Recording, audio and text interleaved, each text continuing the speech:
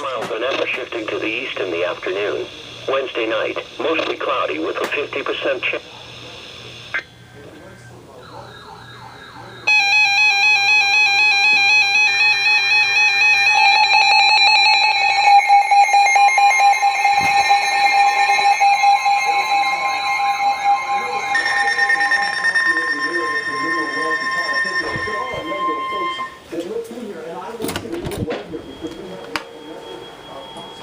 The National Weather Service in Norman has issued a tornado warning for southern Jefferson County and southern Oklahoma, east central Clay County and northern Texas until 6:45 p.m. At 6:21 p.m., a confirmed tornado was located 4 miles south of Ryan, moving east at 10 miles per hour. Hazard, damaging tornado and golf-ball-size hail.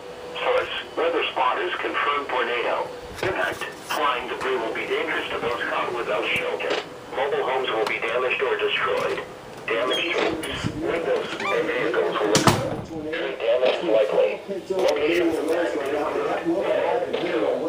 Grady. To repeat, a tornado is on the ground. Take cover now. Move to a storm shelter. Pay for more and avoid the windows. If in a mobile home, a vehicle is outdoors,